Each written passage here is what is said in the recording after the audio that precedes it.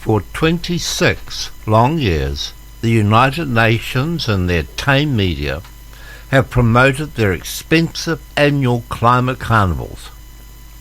At the end of this month, they will flock to Glasgow for COP26, though not on horses or penny farthings or even sailing boats. No, hydrocarbon energy will get most of them there and keep them warm and well fed. These jamborees are designed to spread climate lies and green energy propaganda. Viv Forbes, a world authority on the subject and fully aware of the mistruths and the kind of people who attend at these talkfests, he's just said this. In the beginning, the witch doctors of the global warming religion spread lurid tales of starving polar bears, rising sea levels, dying corals and spreading deserts, all blamed on the wicked coal, oil, cattle and cars that they claim are destroying our planet. Those disasters never happened. The media love scare stories. But despite alarming model projections, decades have passed without no unusual global warming, so their shock stories have changed to wild weather and every cyclone, tornado, drought, bushfire or flood or is trumpeted as proof of looming disaster. Storms have morphed into superstorms, bushfires are firestorms, and now the media reports super tornadoes without ever trying to define them. It's time for truth-telling in Glasgow. The coming northern winter will confirm the first energy truth that wind, solar, batteries and electric vehicles will not keep people warm or well fed. The soaring demand for hydrocarbon fuels, the coming electricity blackouts and the rationing, and the bare grocery shelves will reveal what the media will not reveal. It's also time for truthful climate models, even with sneaky revisions of past records and the reinvention of that dreadful hockey stick. The model forecasts have been wrong for over 40 years, and there is no dangerous global warming.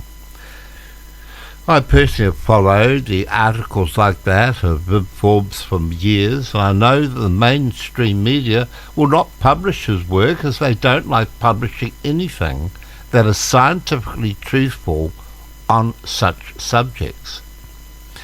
The much vaunted crises, and it is now mandatory to say crises at all times, is notable for its lack of focus on China. In fact, almost total silence on China, the world's biggest carbon producer by far. Prince Charles said we only have 100 months to save the planet.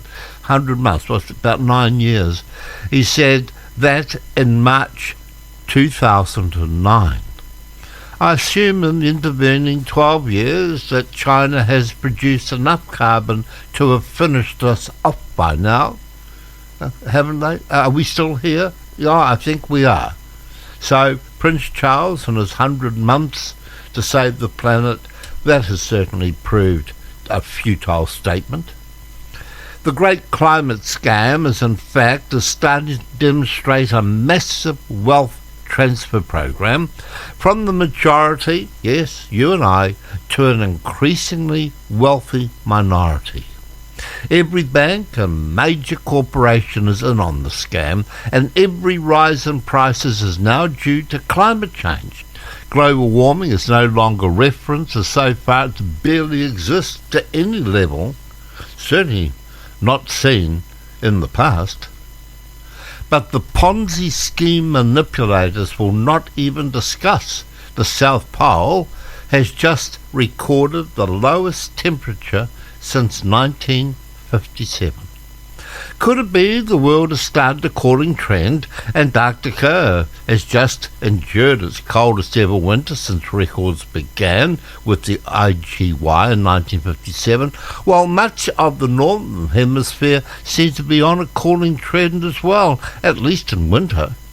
Meanwhile, COP26 won't change global temperature, not even by a thousandth of a degree. Its only useful purpose will to be to bring business to Glasgow, hotel and its underground. Oh no, not the underground. No, not those trains. No, they'll be using taxis. Climate zealots love their private jets and limousines. The whole point of the climate change farce is to allow governments worldwide to print money ad infinitum and flood the world with funny money to make their debts worthless.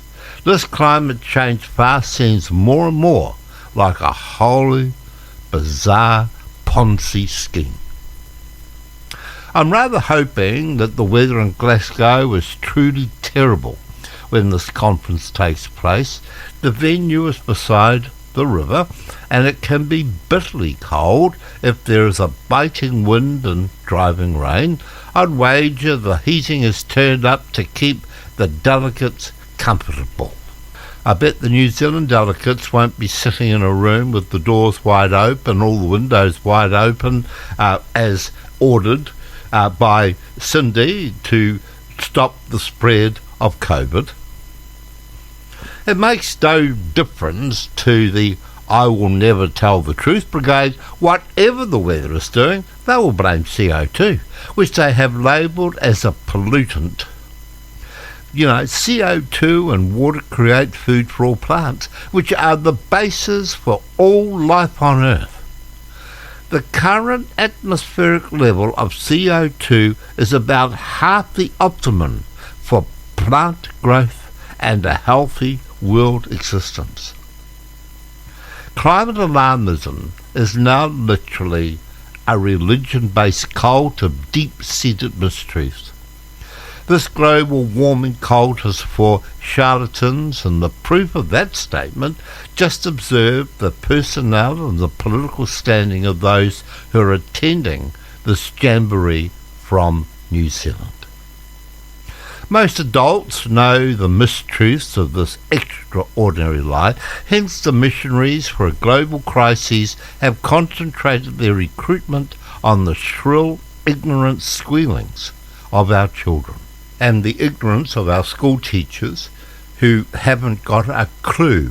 Anything about global warming will certainly be the shepherds for these extraordinary mistruths as they shepherd the children into believing these lies.